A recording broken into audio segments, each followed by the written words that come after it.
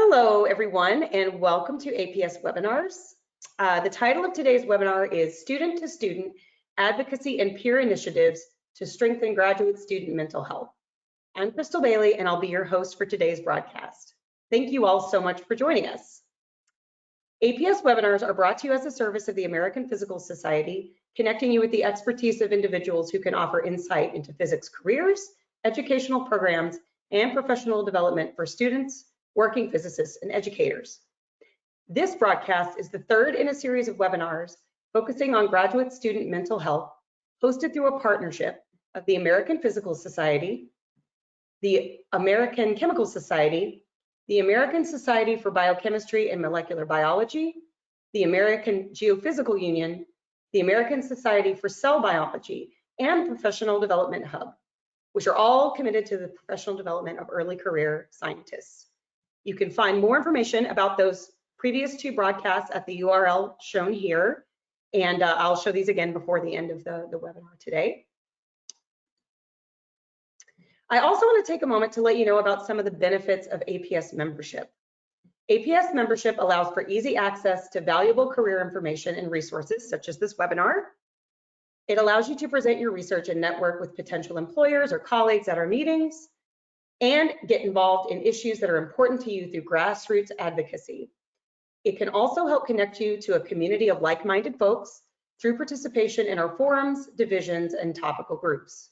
If you are not yet an APS member, but value the things that APS provides, we would encourage you to consider joining today. You can check out that URL for more information. Today's presentation features a wonderful set of panelists who I will introduce in detail in a second. But first, a little bit of housekeeping. The first portion of our broadcast will include remarks from each of our speakers, and then we'll open it up to a Q&A session. If you would like to ask a question during the presentation, you can do so at any time. Please type it into the questions panel, which is located on the right side of your screen in your GoToWebinar panel. You can submit questions or responses anonymously through this questions panel at any time during the webinar. If you ask a question, the only people who will see it are the organizers of this event. The panelists won't even see it. So just know that. You can open and close that GoToWebinar panel also at any point during the presentation by using that little orange arrow to open and close the panel. And you can also choose your audio and phone audio settings using the panel on the right-hand side as well. I want to take a quick moment to make you aware that we're hosting some exciting broadcasts on professional development topics. Currently, we're running the series Working in the U.S., Career Development for International Physicists.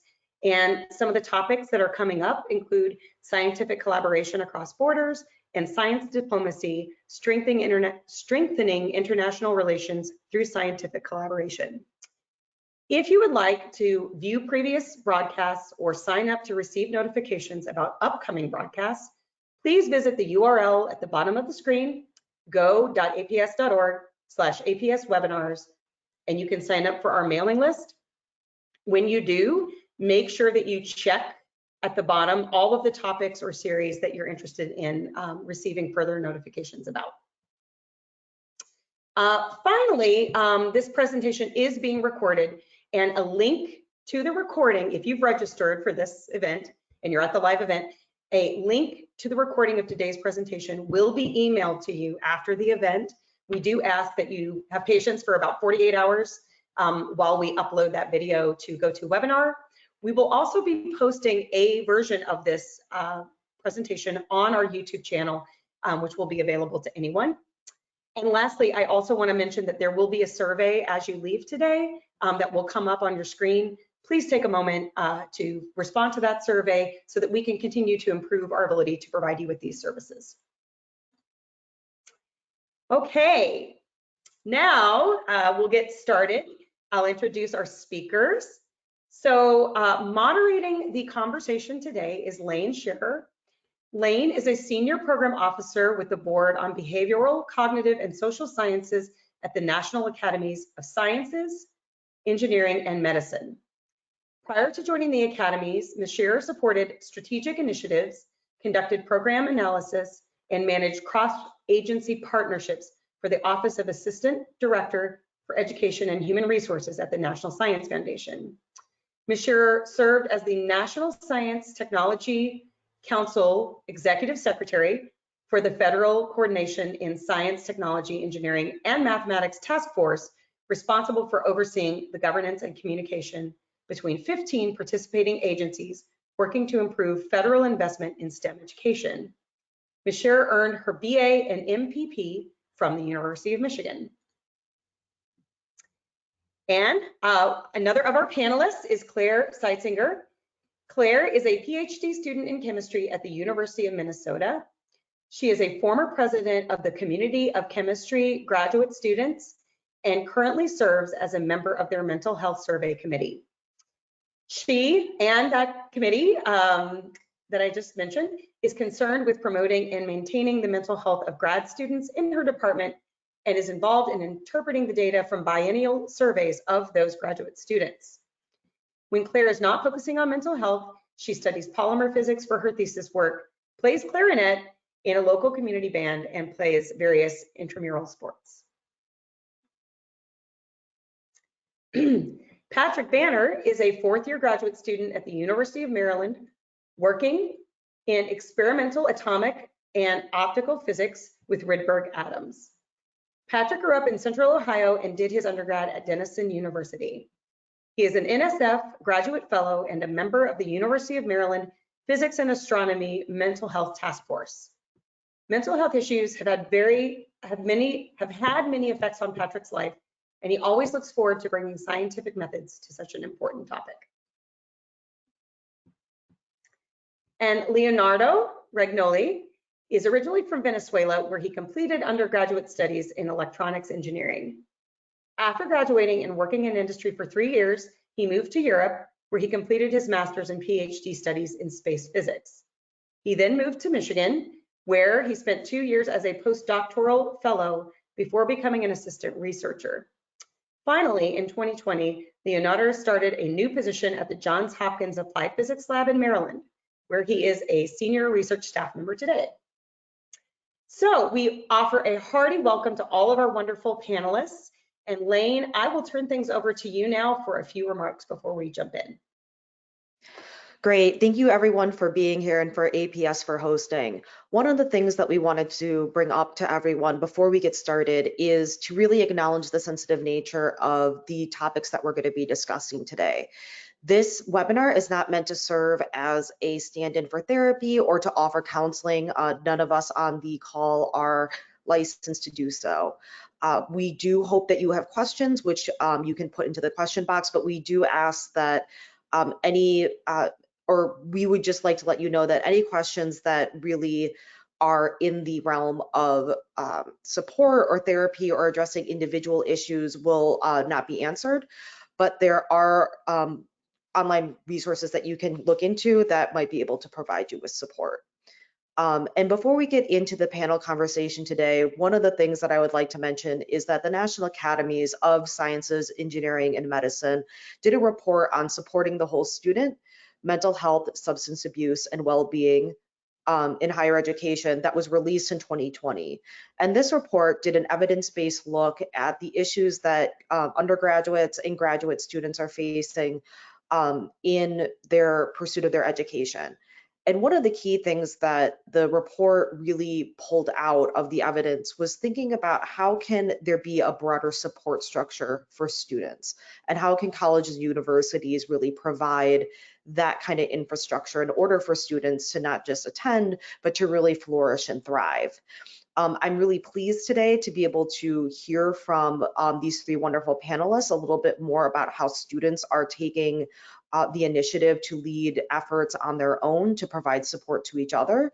Not to say that the institutions themselves shouldn't have responsibility for providing a lot of those services themselves, but I think today's series will really be instructive on how students who are interested in these issues can help lead that change on their own and contribute to what they hope to see at a university.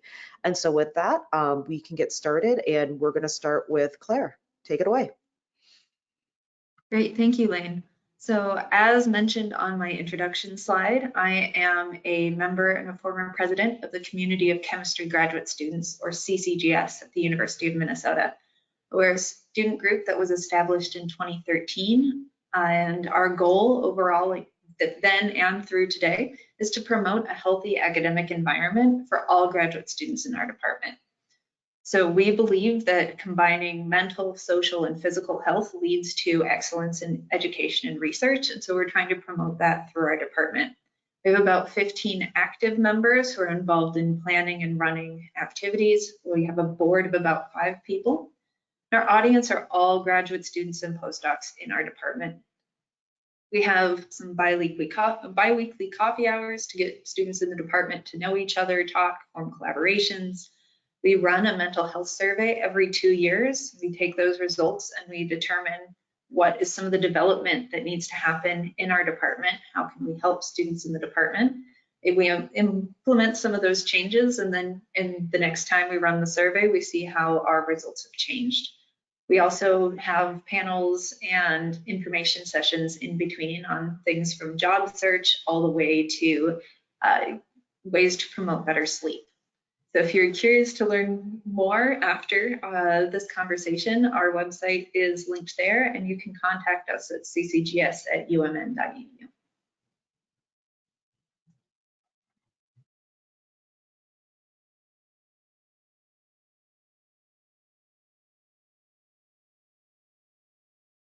Hey everyone, so I'm Patrick, and as was stated in my introduction, I'm a member of the University of Maryland Physics and Astronomy Mental Health Task Force. Our group was established around 2015 or so, and we have 3 grad students in our group, myself and 2 others, with some support from faculty and staff who advise us. And our goals are really largely to sort of try to destigmatize conversations around mental health in our department, and also to gather sort of quantitative data on the state of mental health in our department. So every year we give out a survey, and we write up those results in a digestible way, and then we try to present those results at various venues, like the required first-year grad student seminar and other departmental talks. And we also participate in various collaborations and outside activities. Our audience is mostly our department, which includes something like 200 or 250 physics grad students, as well as the UMD astronomy department, which is another maybe 50 grad students or a little bit less, along with the faculty and staff and other stakeholders in those departments. So far, some of the results that we've seen, besides these sort of several years of data that we've collected that we hope continue to be helpful, are that we have been able to help push for reform of the sort of qualifier system and the first-year curriculum in our department, as well as help to form the climate committee that we now have, and that is just getting started. If you want more information or want to contact us at some point, you can use this email, umdphysmentalhealth@gmail.com.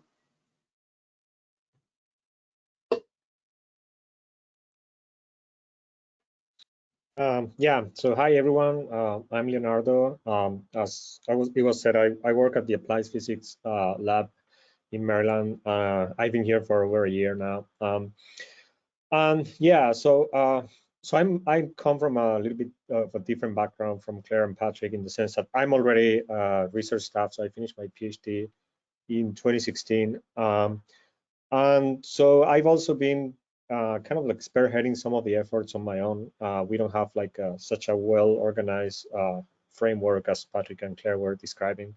So, but why I decided to get engaged, and I come from a similar place to what Patrick mentioned. So I think all of us have at some point in our life faced problems that seem overwhelming, and at least until I'm happy to see that that's actually changing. But at least until a few years ago, there was a lot of stigma about speaking about those issues, and like it's like so many people going through hard times and everyone going on their own without speaking. I think that needs to be changed. So what I've been trying to do is engage the community at large in a constructive and inclusive conversation And I've been doing this, trying to organize panels like this one. I'm mostly affiliated with the American Geophysical Union. So we have a fall meeting that happens every year in December, which is a pretty large meeting, like around 30,000 people attend that meeting. So I've been trying to push forward like some conversations about mental health in that setting. So I've been also trying to initiate some conversation with peers and mentors, previous and current mentors, to brainstorm about ways to move forward and make changes that are needed I think in society in general. So I already talked about the panel on mental health. So this was the first activity that I helped organize, was a panel on mental health during the last year's AGO fall meeting. For anyone who's interested in any of the geophysical parts of research, every year happens also like during the same week of the fall meeting, a student and early career scientist conference, which is tailored to basically these sort of things, and also like all sort of networking events and stuff like that. So feel free to look it up and join, or you can also contact me if you have questions about it. And I guess my goal with all of this is to have some continuous presence in large conferences, and also push. I want to see some push towards standardized approaches at academic and research institutions. So yeah, I'm going to stop there. Thank you.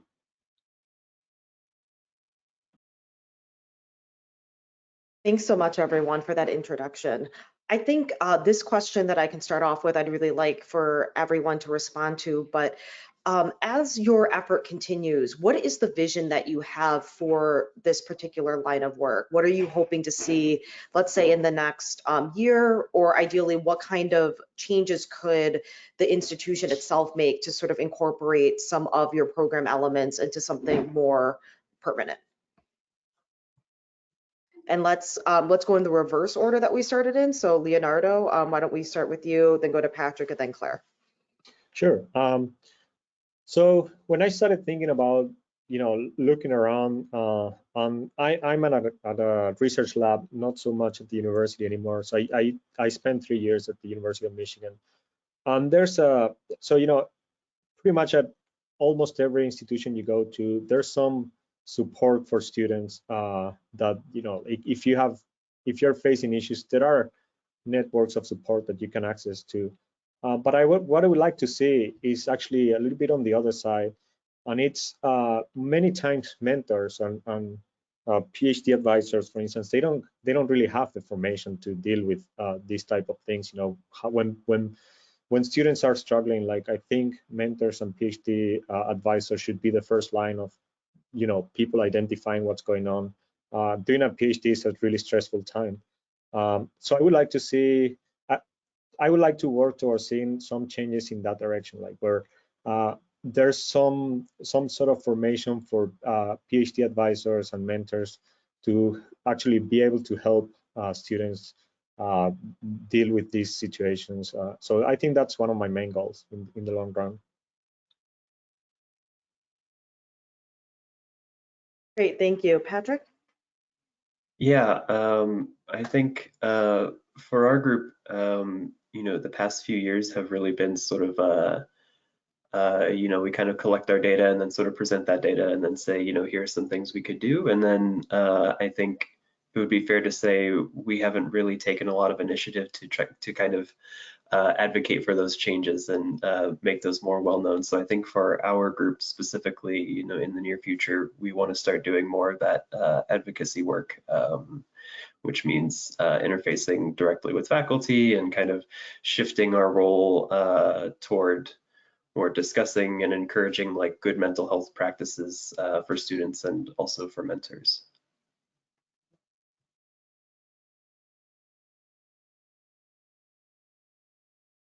So for me here at Minnesota with the CCGS, I hope that we continue to be valued by graduate students. We've been around since 2013, and sometimes it seems like we're starting to be taken for granted. Like students are like, oh yeah, the CCGS is doing something. Right, so I would love to see us get more involved with the lives of students again, get younger students involved to make sure that this work continues into the future and that we're still making a positive impact in the department, because there's still plenty of places to improve. Great. And I think one of the things that is really important, and especially when it comes to mental health, is thinking about the various identities that students hold. And all of you being at fairly large institutions, there are likely other affinity groups that you could work with. So groups that focus on students of colors, students who identify as LGBTQIA. And one of the things that I was wondering is how have you, if you've had any interaction with those groups, what has that been like, and how can groups like yours help support individuals who might be coming from a different or historically underrepresented background in the sciences in particular, and finding the support that they need? And anyone who wants to take that first can go ahead and get started.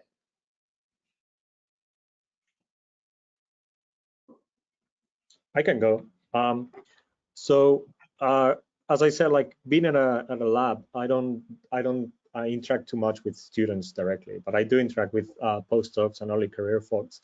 And actually, interesting enough, like I'm a foreign national. On APL, it's a place where a lot of the work that's being done actually happens with DOE or DOD grants that are limited to foreign nationals. So given that it's such a big institution, the number of foreign nationals is really limited. Like, I mean, I'm talking about thousands of people working here, and probably there might be 10 foreign nationals working here. So it's a real minority, and because of that, the whole structure of the lab is not really thought out for foreign nationals. So one thing that I try to do since I joined here, and I think we've been making some good progress, but it takes a lot of work, is to actually deal with that, like, you know, trying to find out ways of making the life of foreign nationals easier. So I think that's an interesting question in that sense. You know, you need to identify the different groups that are struggling and how to help them. So, and from my experience, there's a lot of inertia, but, you know, like making some noise and talking to people and, you know, reminding in every meeting that you can, like, there are issues, that actually helps and starts getting people to listen to you. So I know a lot of people might not be happy with me, like, raising the same concerns again and again, but that's what I do. So.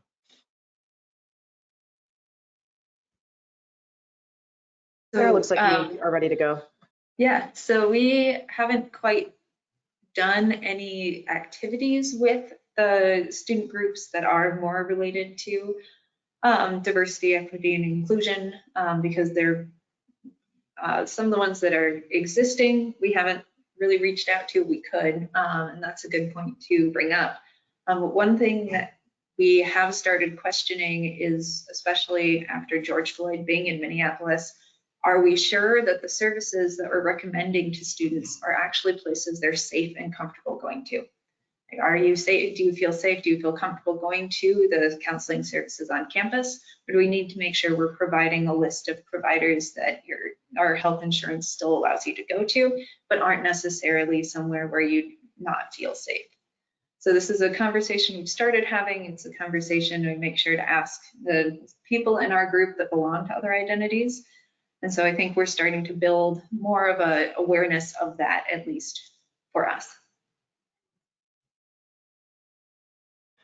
I think I would say that our group is in kind of a similar situation to Claire's. In the past few years, you know, our annual survey has been our sort of biggest activity, and that is an anonymous survey. And because of the sort of relative paucity of students from underrepresented groups in our department, we can't really ask a lot of questions about identity, even though that's certainly an important component of mental health, just because if we ask too many of those questions, it becomes very easy to identify people. And so this isn't something that we didn't, or this is something that we didn't really start thinking about until recently, for sure. But I think it's true that not only are the kinds of changes that groups like ours advocate for going to help everybody, including students from underrepresented groups. But I think a lot of the work, like a lot of the techniques and strategies to get those changes accomplished are going to be shared by groups that are advocating for underrepresented students. So I think those conversations are really important. And for us, we're just starting to have those. Well, it's great to hear that those conversations are starting to pop up in the places that you're doing work. And we have one question that is looking sort of again at the bigger picture of a university or place of work, and maybe Claire and Patrick might be the ones to answer this. But the question is, what kind of structural or institutional changes do you all envision to support trainee mental health, such as including mentoring evaluation by trainees and tenure packages to ensure that the people who are getting promoted are creating positive working and learning environments? Let's go to Claire first. Yeah, so I think one thing that we have at Minnesota that not all faculty take advantage of, it's available to faculty and staff, is to be trained as a mental health advocate. So they can go to training to learn how to properly recognize signs in students or respond to students who come to them, or postdocs, other staff, faculty, and say, I'm in crisis, I need help, where do I go? So I think if we can have something that is part of our system in general, where everyone receives at least a short version of that training, so that anyone can recognize the signs in someone and be compassionate towards others, that'll help our system as a whole to make sure that things are being caught early enough that students survive and thrive in grad school. Hey, Patrick, do you have a thought on that? Yeah, I should say that yeah, I think pushing for these kind of trainings is really important. And to my knowledge, the University of Maryland doesn't have such a thing, but this is something that, at least in physics, it doesn't. But this is something that we've been pushing for quite a while, and I think it would be really useful for everybody to have that kind of training. I think there are a lot of different ways that one could take a question about, like, what a department could do to advocate for mental health. But I think, a lot of those kind of ways can be covered by saying,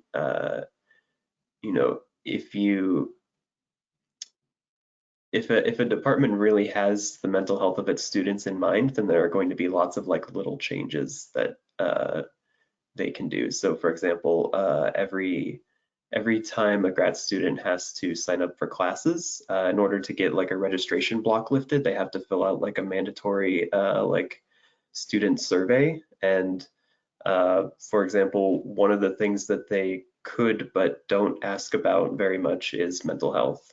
And another thing that they could but don't ask about very much is like different identity groups. So I think, just little changes like that can, I think, provide a lot of additional data or impetus, or help keep kind of the perspective of mental health in mind. Right, I think that's a really great point, Patrick. And even if it isn't necessarily getting information into the department, it can be also used as a time to get information out. So it could be a time to highlight either the mental health services on campus or beyond.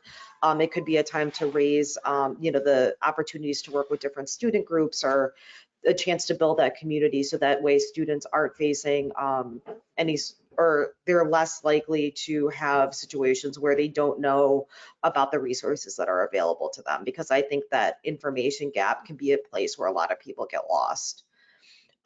Thinking about sort of professional trajectories, Leonardo, I'd be most interested in having you answer this question, since you're sort of on the other side of getting your doctoral degree, is what are the sorts of things that would have helped you now that you're, sort of able to look back and reflect on your transition into a postdoc, and then from your transition from a postdoc into a staff role?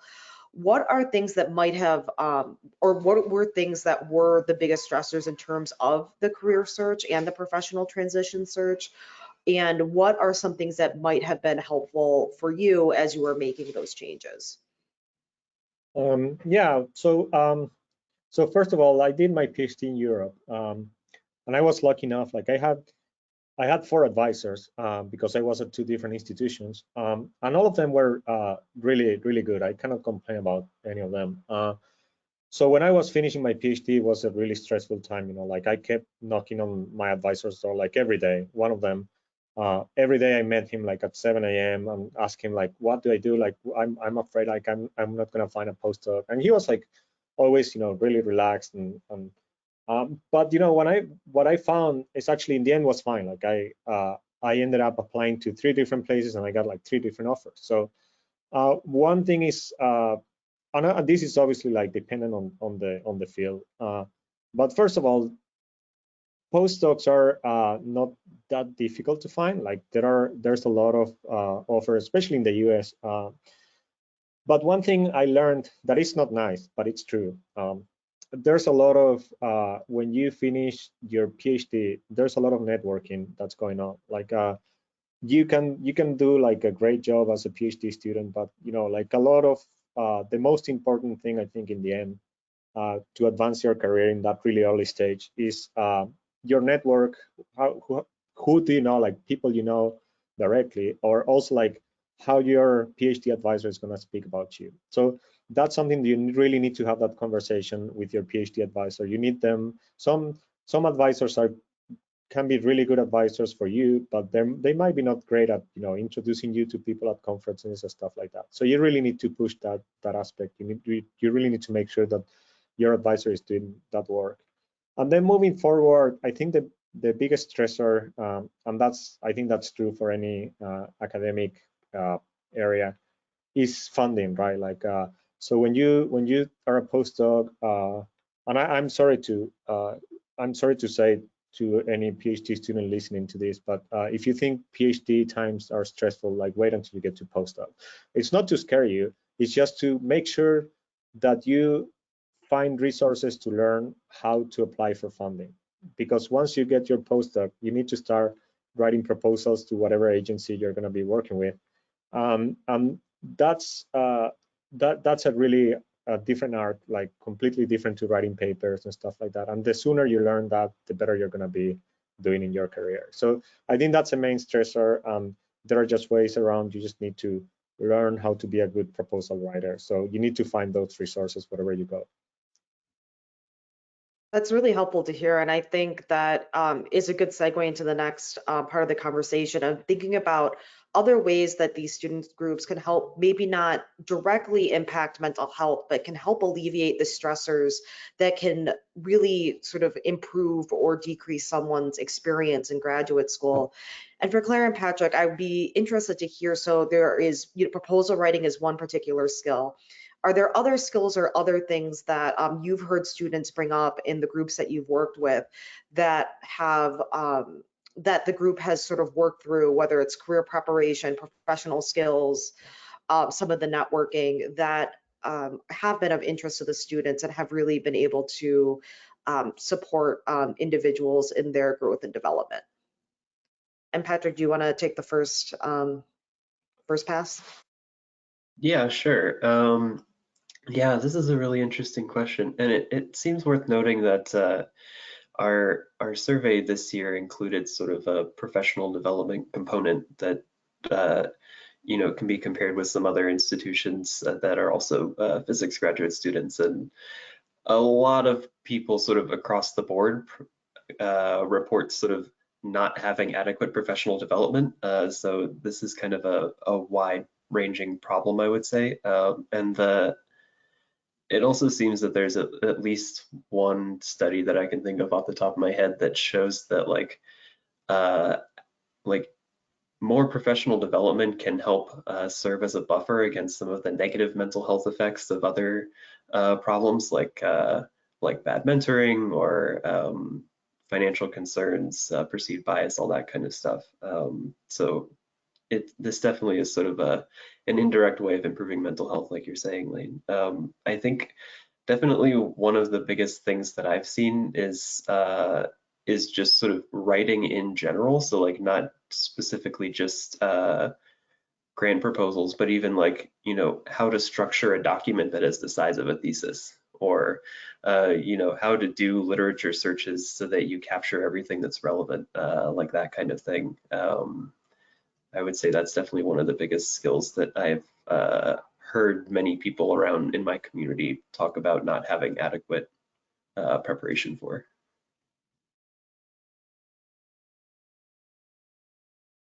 So for us, it's interesting in our department because we have a separate student group that is called the Graduate Student Workshop Committee that organizes things like panels about career options. So they'll have one every so often on how to find an academic position, and they'll invite professors from various types of institutions and various levels of being a professor to come and give advice, or invite people from industry to come and do something similar.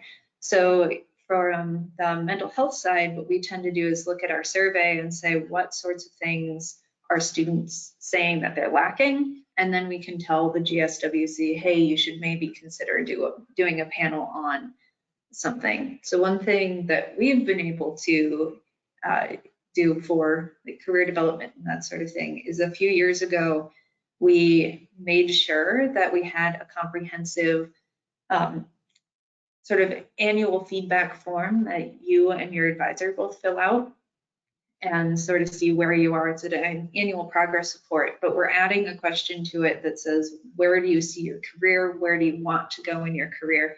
To make sure that you're actually having that conversation with your advisor that Leonardo was talking about. I think there are a lot of students who are maybe think their advisor wants them to do a certain thing and they're afraid to talk about something. A lot of times advisors just don't know how to bring up the topic in such a way that doesn't make the student think that they have to do what they said. So we're hoping that this fosters a conversation and helps with the networking aspect as well.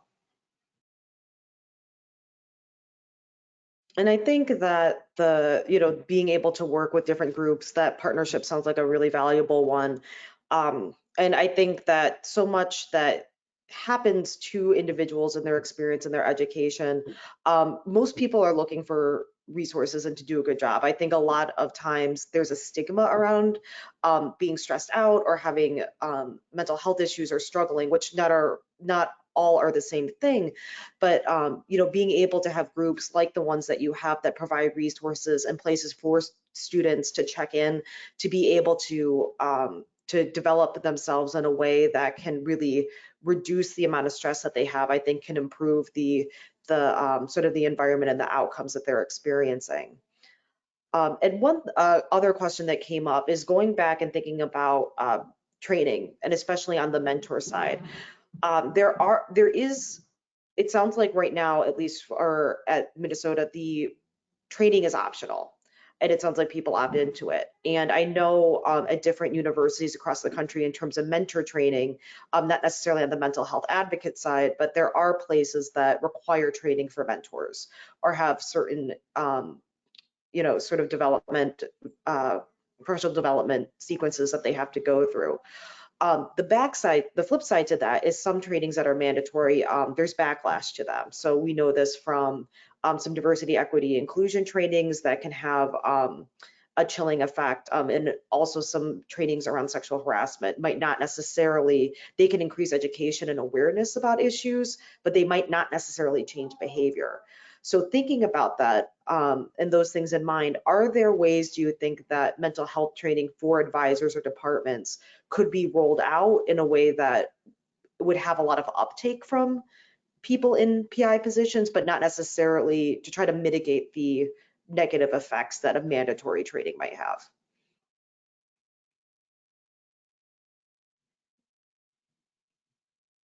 Leonardo, do you want to start?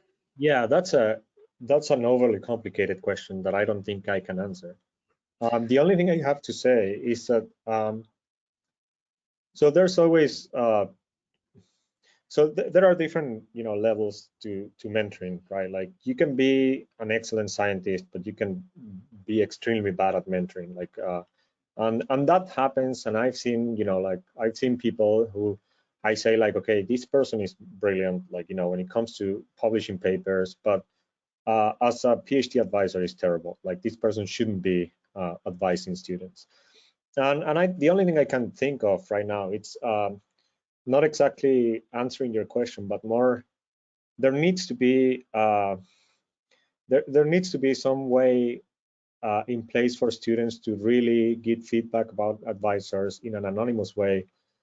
And then if an advisor keeps getting like low marks as consistently, like that person needs to be, like either forcibly trained or just like, okay, you're not advising more students, right? That's it.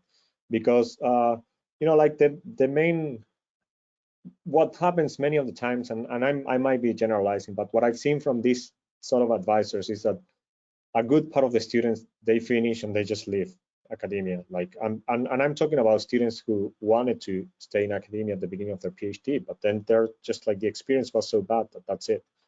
And just like the last thing I want to mention, rolling back to what you were talking before, Lane, another stigma is exactly that. Like, and we need to fight that stigma. So many times leaving academia and going to industry, for instance, is seen as a failure. That's just I'm sorry for the word, that's just stupid. Like, there's nothing wrong with that, and we need to as a society, we need to acknowledge that there's nothing wrong with that, and then careers are different. Like, what people want to do with their lives is like the most important thing. They don't need to stick to something they don't enjoy. So, but yeah, I cannot really answer your question, so that I'm gonna stop there. No, and I think one of the things that you brought up that's really important to acknowledge is sort of the pressure that is put on students to be a certain way and behave a certain way, which can create a lot of friction. There was a report from the National Academies on Graduate STEM Education, and one of the big findings from that is, depending on which field you're in and which discipline, but more students tend to go into non-academic careers than they do tenure track positions. And so even within thinking about academic jobs, a lot of times what people are really talking about is that tenure track position, not necessarily all the other options that are available in terms of administration and other work that can be done with a PhD at a university. And so I think that raises a really good point for people to be thinking about. And that's also something mentors can be working on, right? Is making sure that that pressure and acknowledging and respecting students' individual goals is really what comes to the top. And I would also say that in the Chronicle of Higher Education earlier this week, there was a big story about passing the problem.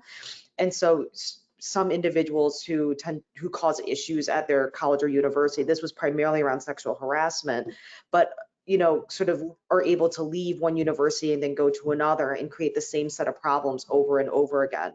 And so part of the challenge in some of this is, if individuals are moving between institutions, how can it be flagged that that person is going to be a challenge or an issue for a lot of the students that they end up advising, or is likely to need some extra supervision or training. And so Claire and Patrick, I just wonder if you have a thought on, so the balance between mandating training versus sort of the effects that it can have on individuals, and how to get PIs interested in developing these skills.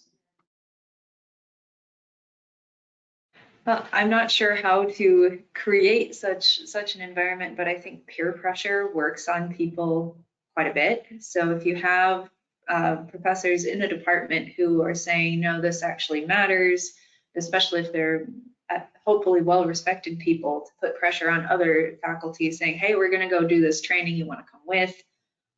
Or say, this is something we value in this department when you're hiring people.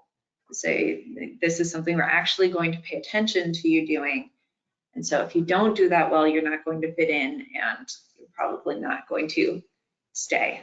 So if there's some way to encourage that within a department, I think that may be more helpful than mandating in this, but as opposed to mandating, like, you have to go do this, more like, we value this, and if you don't have our respect.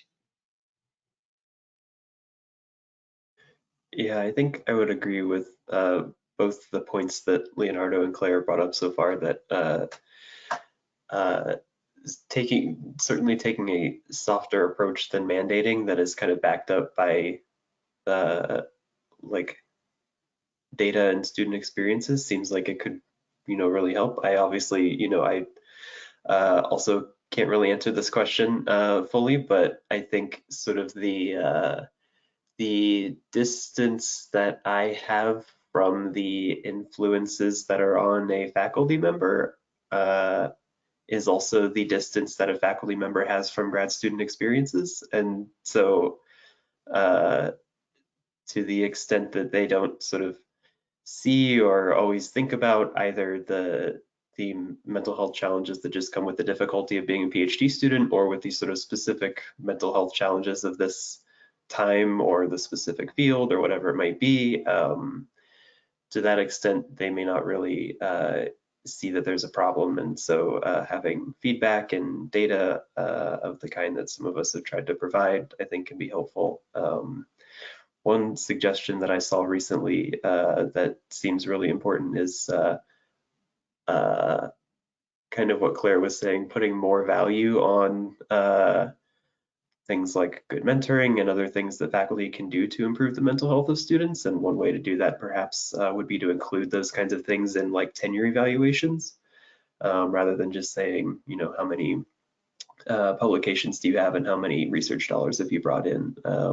So that could be another avenue to sort of phase in these kind of trainings that can be helpful. That's great. And I think that really rethinking sort of the balance of what matters and using a value system that really is reflective of what the university cares about. So if it is student mental health and well-being, individuals who are responsible for providing that environment to students should be rewarded and held accountable to those standards. One of the questions that came up is, what measures do you use to tell if the programs that you're providing and the resources that you're offering are really sort of taking hold and improving? There might be instances where a topic or a talk is advertised, but not a lot of people show up. But how do you think about the ways that you're having impact on campus beyond just numbers? And let's, Patrick, why don't you go, let's aim this one at Patrick and Claire in particular, because you're the ones who are on campus still. So maybe I'll start, yeah. So this is a good question. Measures beyond just numbers, yeah. So I think, you know, some of the activities that we do on campus include giving talks to sort of present our results. And one of the qualitative things that I think we often do without really realizing that it's a strategy we do is sort of thinking about like how much engagement we get during those talks. So particularly we give a talk where we try to present a little bit of results, but also just kind of you know, good mental health strategies to a first year graduate student seminar that's required for graduate students to attend. And, you know, sometimes there will be some students that are very active in those things and really interested in thinking about solutions. And other times you will ask some students, you know, if they think about their health very often, and they will say, no, we just don't think about our mental health. So, you know, we can kind of say, you know, to the extent that students are thinking about their mental health or have ideas or otherwise engaged, maybe that's a way to go. Also, during, you know, we have this survey that we give every year, and we always leave some room for free responses that try to include ideas that we haven't thought of, and also try to bring up some things like every year we ask a question of, you know, what are you proud of in your professional life, for example, to kind of, you know, after this long list of questions that can potentially seem very negative, you know, kind of bring in a more positive side as well.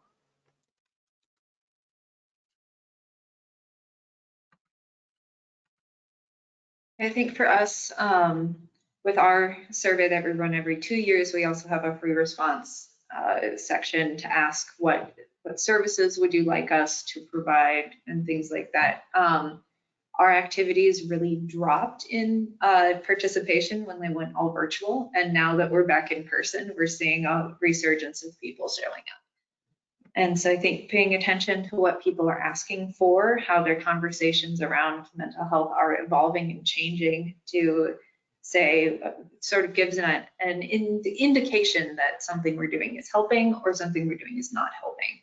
And so paying attention to that change, I think, is a good way to measure success rather than, oh, we had an event and 4 people showed up. So if those people are talking about new problems that we haven't been thinking about before, that means that we are moving forward.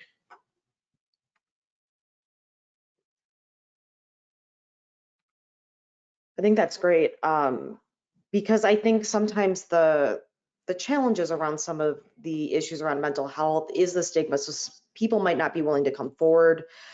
So they might need to be sort of in an environment where they're seeing that resources are available before they're willing to take them themselves. And thinking about this is a question for everyone, and I think we'll start with Leonardo for this, as for people who are looking to set up programs or groups similar to yours, what would be a way that you would recommend that they get started? Yeah, so as I said, like I don't have like a very structured approach to things, right? Like so I think my interest in mental health is mostly coming from life experiences. And at some point I realized that, yeah, so not only, as I said, like not only the PhD, but the postdoc times are stressful times in the life of anyone. And then I saw like how people are just, you know, struggling and suffering in silence, where you know, like probably the person sitting next to you is feeling exactly the same, right? So I started talking to colleagues here at APL, and you know, a lot of them were thinking the same. And it's one of those strange things that happen in life that suddenly you think like, oh, I'm thinking about this, like it came to my mind that I need to do something about this, and suddenly you look around and at the same time there are a lot of people doing it. You know, like as Patrick said, like his group started, I think you said 2015, and Claire's 2013. So if you see like in the last 10 years, like a lot of these conversations started happening. And I think the way that basically tells you something, and it's that if you start talking to people, like you won't find a lot of resistance, because a lot of people will recognize the need for a change.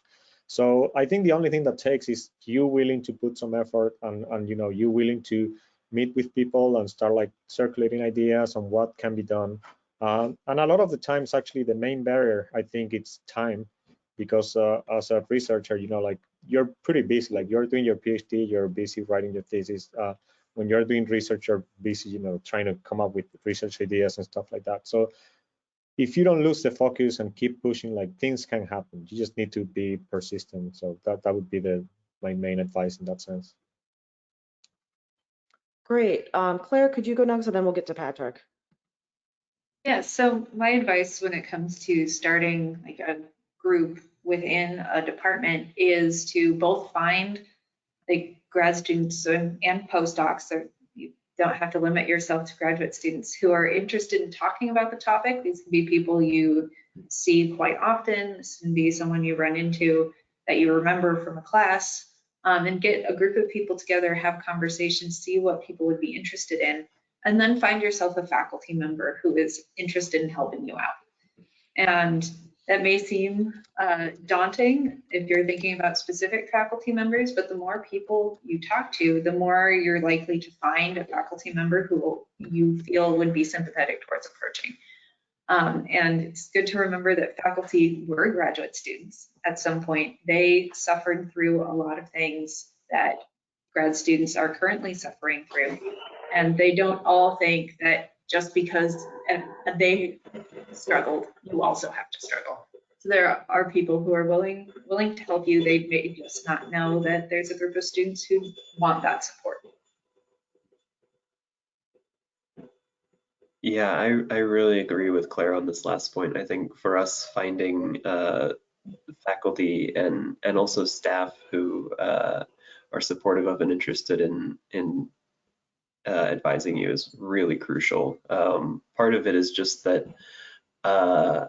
grad student mental health is an issue at like all different levels of the community. Like there are things that grad students can do, there are things that faculty can do, and there are things that sort of the department can do. And so having a faculty member working with the group who sort of, you know, sees what your work is can be really beneficial. For us, in addition to having a faculty member from physics education research, and it seems worth noting that physics education research is sort of a research area where a lot of these kind of issues become formalized in some way. In addition to having that faculty member, we also have a staff member who has been always super helpful. And she's sort of, I think her title is something like, you know, Director of Student Education or something. But the point is that she sort of has an ear in every activity that is going on in the department. And she's been great about sort of connecting us with other activities that are going on. Just finding people like that who can sort of, you know, make those connections and say, oh, you guys might be really helpful in this activity or things like that, just absolutely crucial. Yeah. Great, and I think one of the things that, you know, I kind of pulling back and thinking about if you were to be able to do something without any restrictions, so without constraints on resources, so funding or otherwise, what is something that you might implement to make graduate mental health better? What would you, you know, sort of blue sky visioning, what would you like to see? And Claire, why don't you get us started? Yeah, so I think if there were no like funding resource limits, one thing that I would have happen is counseling services be available to graduate students, specifically for graduate students where they don't, or postdocs, where they don't have to worry about running into the undergrads they teach, somebody else in a position of power to say, this is a space for grad students or for you and for one person and a counselor, where you don't worry about there being stigma about you being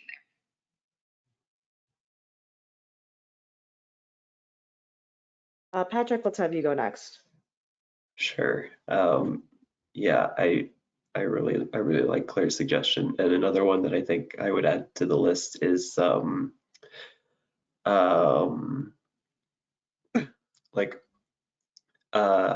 more funding for like social activities and events in the department, and also like people to plan those activities, like somebody who's specifically, you know, planning different social events. And these can look like all sorts of things, whether it's, you know, coffees on Tuesday mornings or like outings on the weekends or whatever that may be.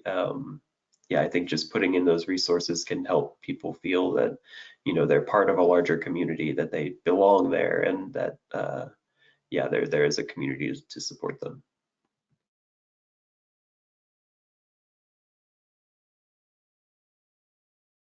Yeah, so I think Claire and Patrick said like pretty much everything you can say about in that aspect. So the only thing I could add, and it sounds like now that we're dreaming basically, so unlimited resources for doing research, you know, like unlimited funding.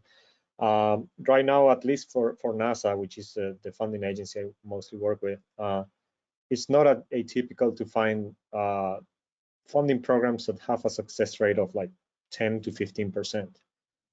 So that obviously puts a lot of stress in people's lives. So that's definitely a difficult thing to do, probably to some extent almost impossible, but yeah, more resources so that people can relax and really do what they love. I think it would be ideal. So thinking about that then on the flip side, so we thought about things without constraints for resources, but in the world that we live in, there are, you know, sort of hard lines and budgets and everything that needs to be paid for.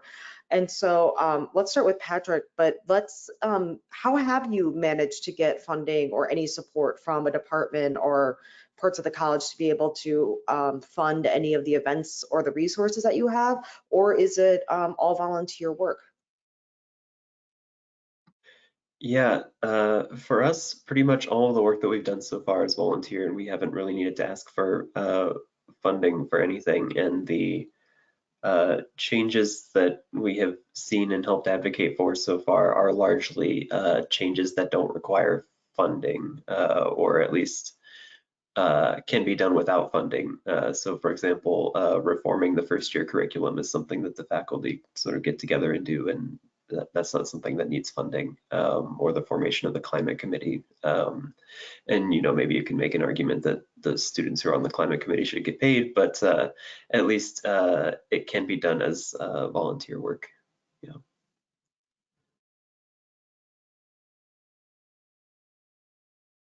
So for funding, we apply to the department like any other student group for an allocation of funding that we then use to purchase snacks for events, or if we have panelists, we try to get them like a panel gift afterwards.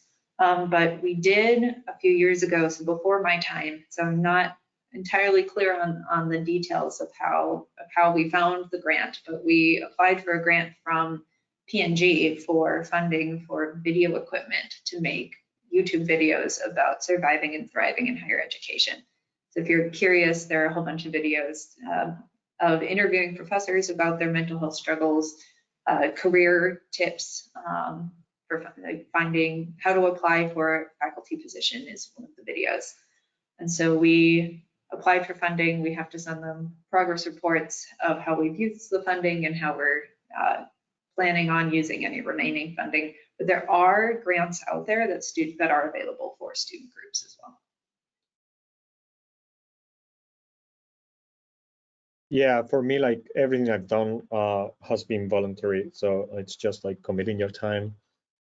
It's not ideal, and as Claire said, like there are ways of getting funding. So it's just like in my case, it's been just me like not trying to find anything just because I'm, as I said, like I'm doing this almost on my own for now.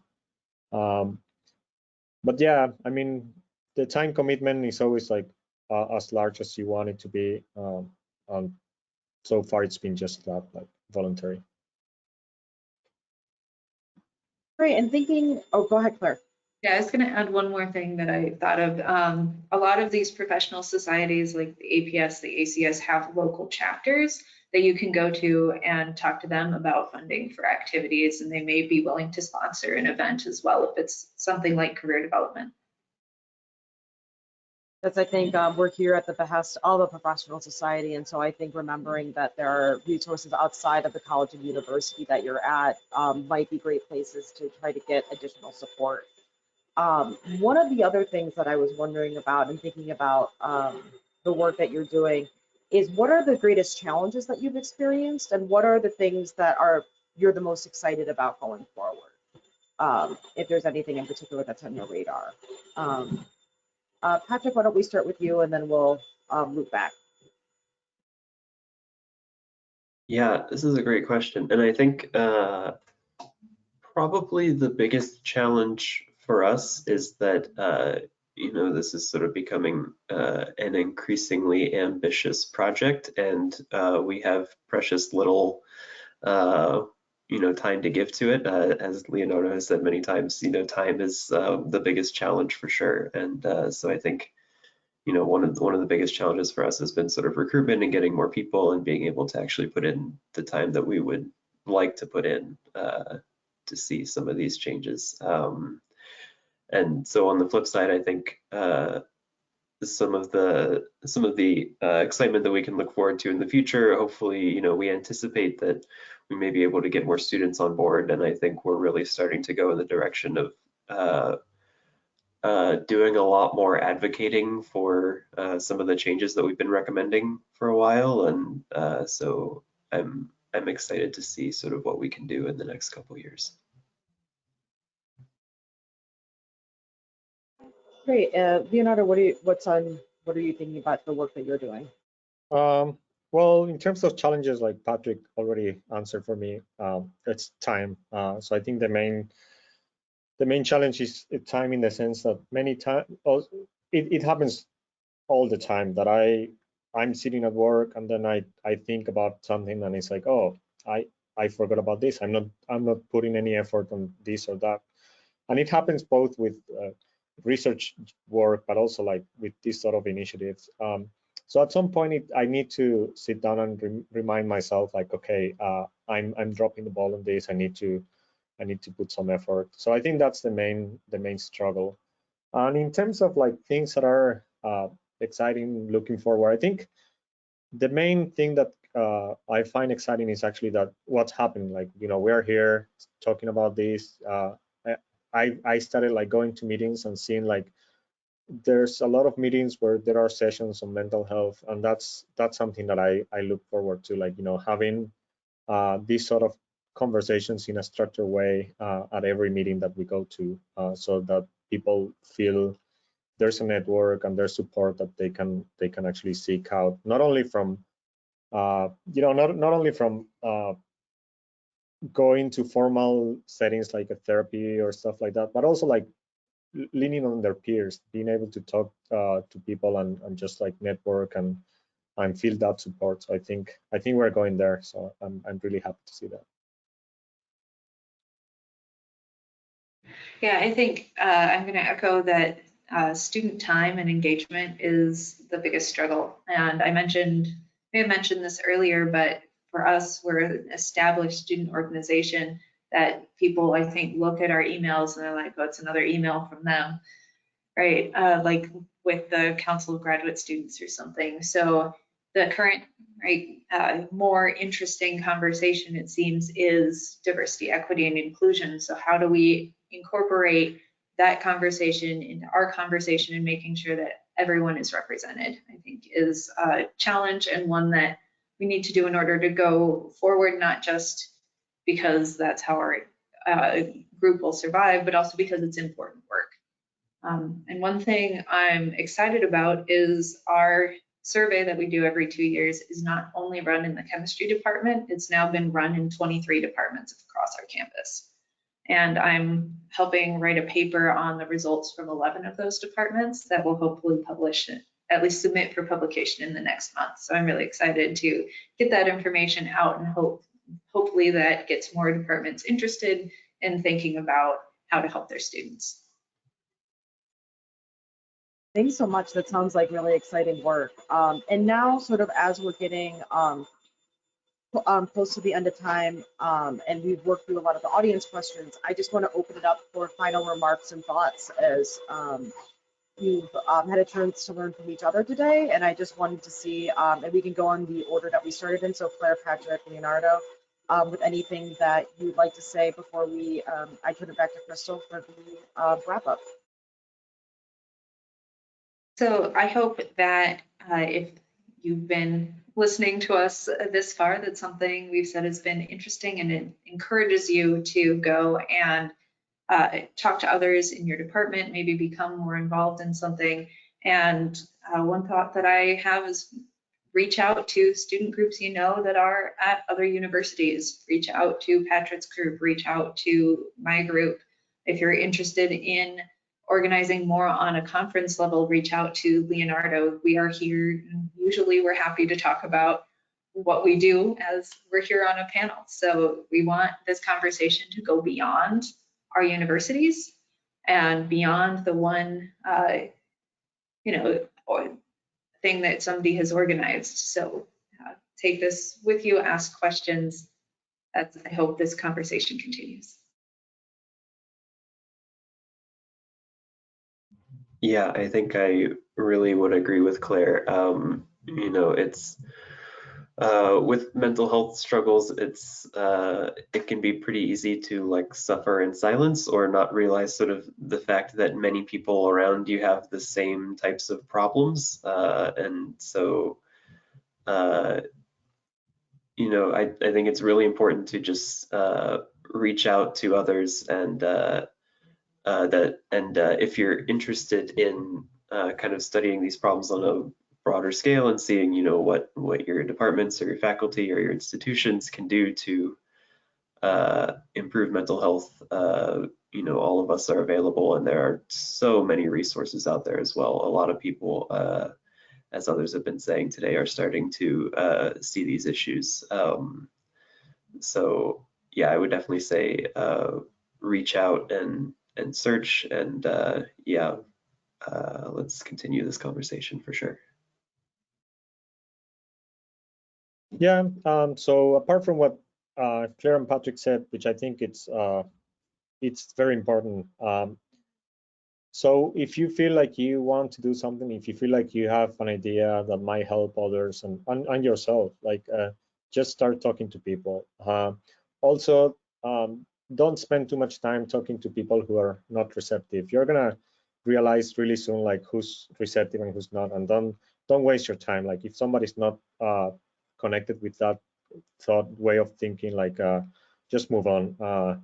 But and the other thing I wanted to say is like whether you're seeking to organize something like this or whether you're like in a student group like Claire and Patrick are doing, or also if like for yourself, one experience that one piece of advice that I have is like never leave aside or never underestimate the importance of your free time and your hobbies and you know like your life outside work and outside PhD times. You know, it's a if you're doing a PhD, you're probably familiar with long hours and you know having to do a lot of work in what's supposed to be your free time, and that's always going to happen to some extent. But at some point, you need to stop and say like, okay, the world is not going to stop, you know, rotating if I just go and go for a jog or something. So don't forget to do the things you love outside, because that's really an important thing for keeping you sane and you know like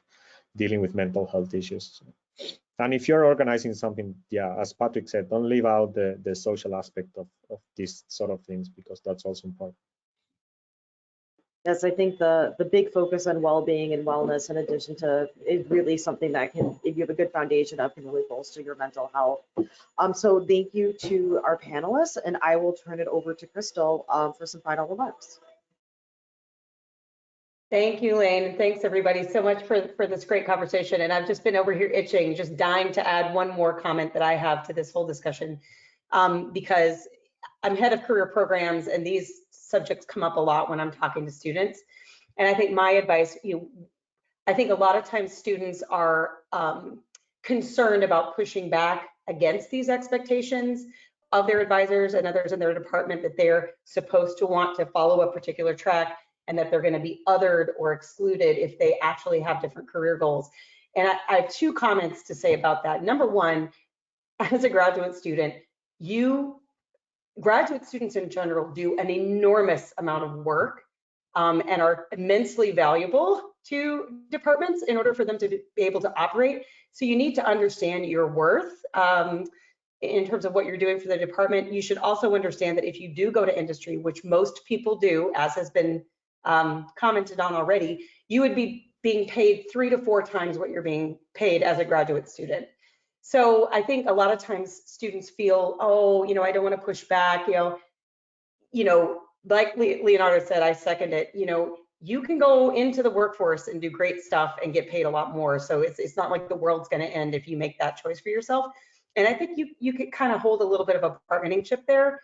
The second thing I'll say is this report, this Academy's report that we've shared, is really powerful in that it really clearly makes these cases. That if departments care about supporting the mental health of graduate students, they need to change their culture. And that's one of many ways that they need to change their culture. So take that report, take it to your department chair, plop it down on somebody's desk virtually. You know, don't be afraid to use these kinds of tools as a way to advocate for the change that you want to see. Okay, so that is all the time that we have. We're going to go ahead and wrap up here. But if there's anything else that you really, an additional question you have or comment, you can email webinars@aps.org and we can forward your comment, you know, your question for comment or respond ourselves. I also really quickly, sorry, let me share my screen again. I would like to thank all of our partners, all of these different scientific societies who've partnered on this series of webinars on addressing this important issue. It impacts students and early career community members across all of our disciplines. So I do encourage you to check out these other great presentations. You can actually take a screenshot. I think if you click screenshot, if you just want to take a screenshot of this slide to see the URLs. But these are, the first webinar is about that report and goes in depth. And the second webinar is kind of about what resources are there for you as a grad student that you can kind of tap into if you need mental health support. I will also say this presentation has been recorded. If you've registered, you will get an email that contains the video for this discussion. And we're also going to have it on aps.org/webinars and also on our YouTube channel, but it takes about 48 hours for us to upload. And lastly, please do take a moment as you exit today to give us feedback. It's a very short survey, but your feedback is really important to help us keep doing this stuff. And so with that, I will once again thank Lane and all of our great panelists. Thanks, everybody. And we'll sign off. American Physical Society, copyright 2021, all rights reserved.